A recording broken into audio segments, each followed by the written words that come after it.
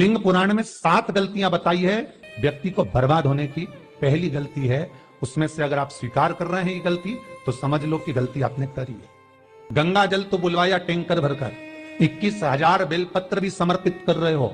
आप मंदिर के अंदर बैठ गए, दर्शन करने वाला आता रहा, किसी को अंदर प्रवेश नहीं दिया। आप गंगा जल चढ़ाते रहे, आप बेलपत्र चढ़ाते रहे, आप स्वयं पूजन करते रहे, और दूसरा व्यक्ति ना जाने किस भाव से, किस रूप में आकर भगवान की सेवा करना चाहता था। पंडित जी ने आपके चक्कर में उसको जल नहीं चढ़ाने दिया, पंडित जी ने आपके चक्कर में उसको बेलपत्र नहीं चढ़ाने दिया। पहली गलती यह हो गई कि भगवान के भक्त को भगवान से दूर कर दिया गया। अब उठा लो श्रीमद् भागवत कथा।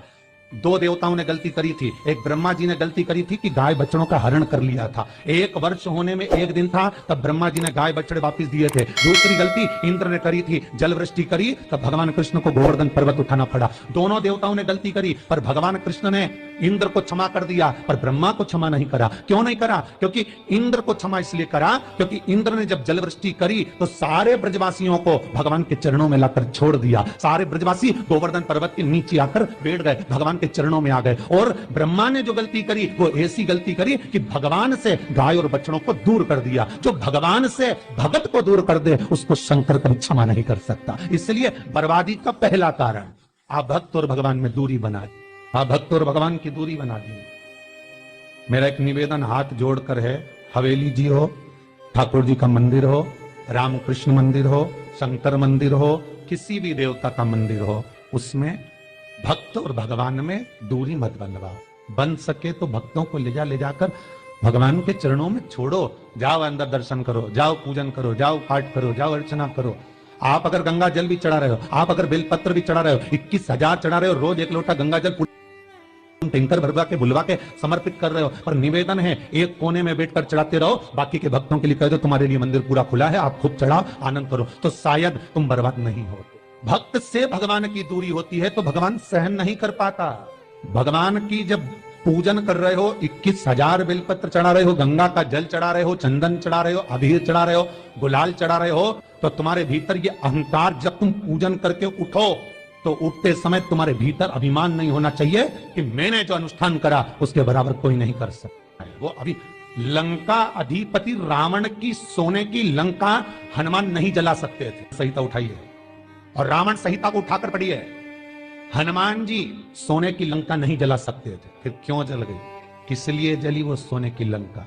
केवल कारण इतना था कि रावण जब शंकर की पूजन कर कर उठता था तो शंकर भगवान से एक शब्द कहता था, भोलेनाथ तुम्हारे सारे भक्तों में मेरे जैसा भक्त कहीं नहीं मिलेगा जो तुमको अपने हाथों पर उठा लेता।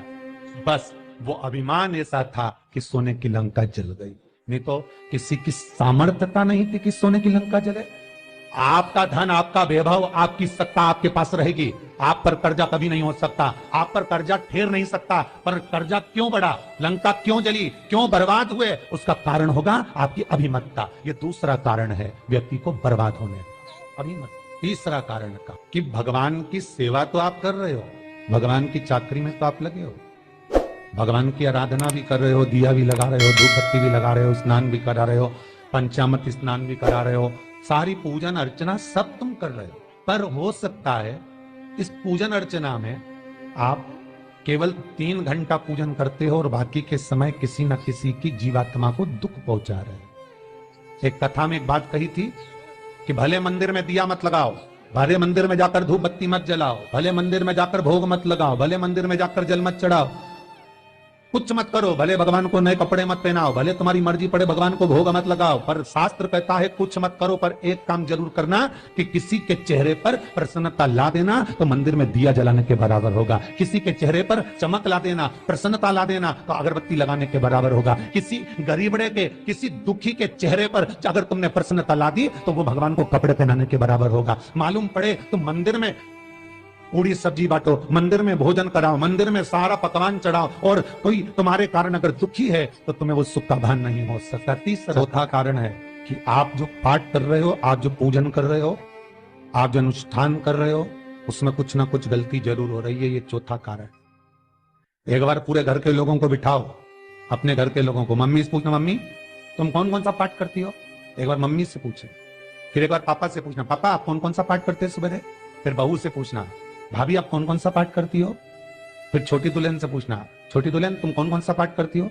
भैया आप कौन कौन सा पाठ करते हो? आप कौन कौन सा पाठ करते हो? पूछना।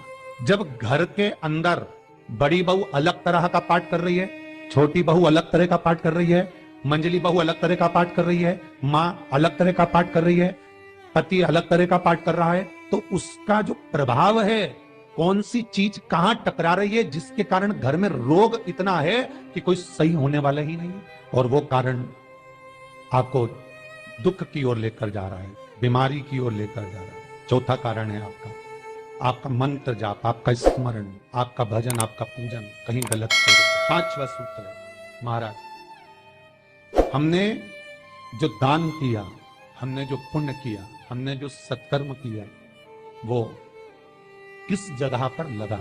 पांचवा सूत्र है, जो आप दान कर रहे हो, जो आप पुण्य कर रहे हो, सत्कर्म कर रहे हो, वो किस जगह पर लगा? ये पांचवा सूत्र। फिर निवेदन करेंगे, गाय, बेटी और लक्ष्मी 50 बार विचार करना, तब किसी को देना। बेटी किसी ऐसे को मत ब्याह देना जो जुआ खेलता हो, मदिरापान करता हो, मांसाहार करता हो, वेश्यावृत्ति करता हो। वो बेटी का सम्मान नहीं करेगा, बेटी रोएगी तो कन्यादान करने वाले को रोना पड़ेगा। दूसरे नंबर पर गौ माता, गाय ऐसे ब्राह्मण को दान मत देना कि ब्राह्मण के घर में खुद रहने की जगह नहीं और गाय को ले जाकर तुमने दे दिया, और उस ब्राह्मण ने जब तक दूध दिया बांध कर रखा, एक तगाड़ी बाल्टी साड़ी के चक्कर में ले लिया, सोने के सींग के चक्कर में ले लिया, और बाद में वही गाय कसाई के हाथ में बिक गई और कसाई ने काटा तो बद्दुआ तुमको लगी। बेटी, गाय और लक्ष्मी, पैसा भी किसी ऐसे भिखारी के कटोरे में मत दान देना कि जिसने ले जाकर मदिरापान में लगा दिया, जुए में लगा दिया, वेश्यावृत्ति में लगा दिया। अगर जिस भिखारी के कटोरे में पैसा दिया उसने शाम को ले जाकर मदिरापान में, जुए में लगा दिया, तो लक्ष्मी रोती है कि तूने मुझे गलत जगह पर दिया है, इसलिए अब तुझे रोना पड़ेगा। तब व्यक्ति को रोना पड़े। पांचवा कारण अपनी पुस्तिका में लिख कर रखना, तुम्हारे दुख का पांचवा कारण क्या है?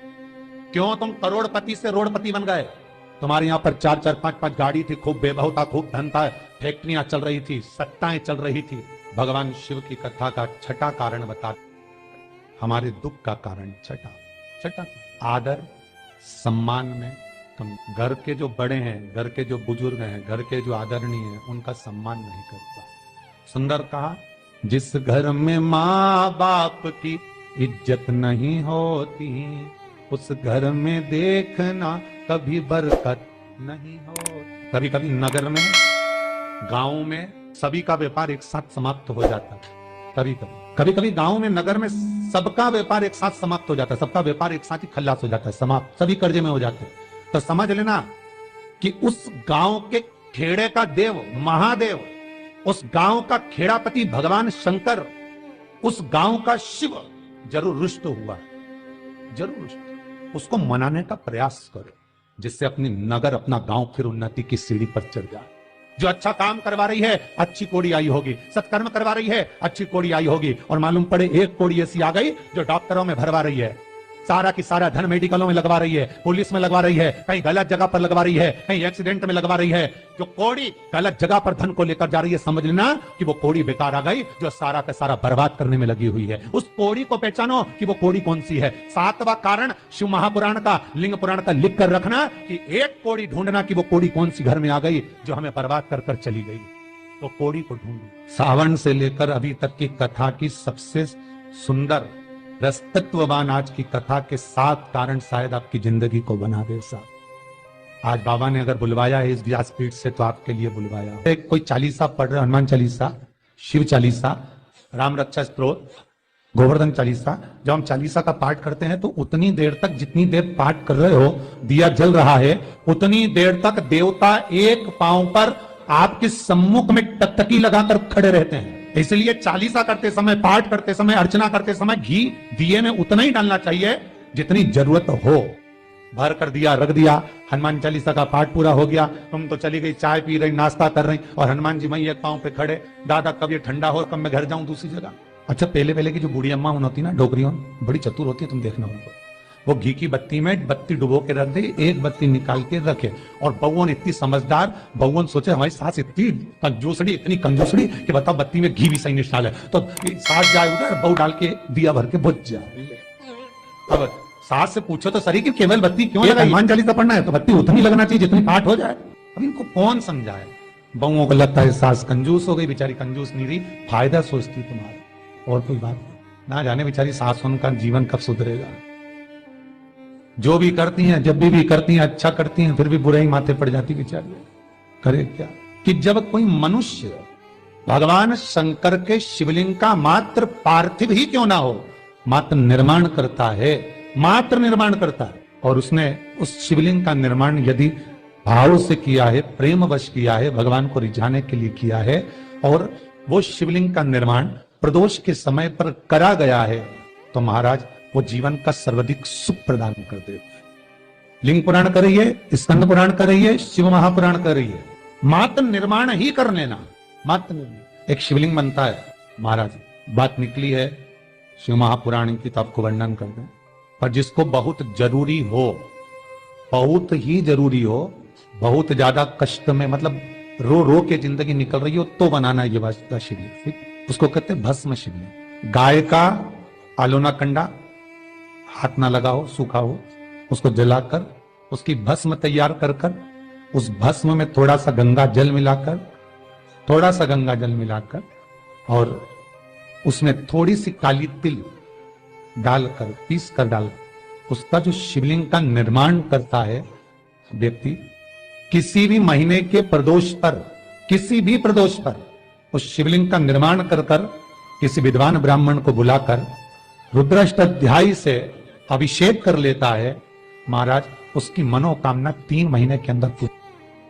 भस्म शिवलिंग का अभिषेक, भस्म शिवलिंग का अनुमोदन आप लिंग पुराण में पढ़ो, स्कंद पुराण में पढ़ो, और शिव महापुराण के विद्येश्वर संहिता में पढ़ो, भस्म का शिवलिंग का व्याख्यान मिल जाए। भस्म शिव पर निवेदन है आपसे, ये जो आपसे कह रहे हैं कि बहुत तकलीफ हो, बहुत ज्यादा दुख हो तो बनाना। नहीं तो शंकर भगवान कहते हैं जिस समय भस्म का शिवलिंग बनता है, उस समय पर माता पार्वती शंकर भगवान को गोदी में लेकर खड़ी रहती है।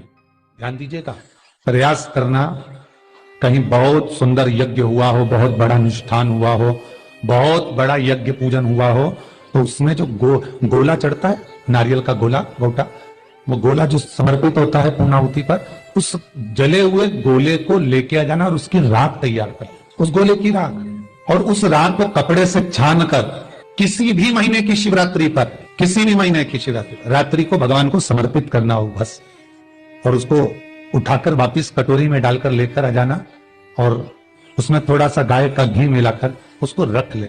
महाराज किसी व्यक्ति से अपना कोई काम निकालना है, कोई पैसा खाकर बैठ गया है, नहीं दे रहा, आप मांग मांग कर रह गए, वो चुकाने को तैयार नहीं है, 1 रुपया देने को तैयार नहीं है। कोई अनाज तुमने किसी को भरा था, कोई व्यापार का काम था, तुमने माल भेज दिया, वो पैसा नहीं भेज रहा, तो वो जो भस्म तुमने तैयार करी है, भस्म का काजल बनाकर, तिलक लगाकर उस व्यक्ति से केवल हाथ मिला लो, या एक बार उसके सामने खड़े होकर अपनी अर्चना कर लो, जो चीज चाहिए उसकी बात करो।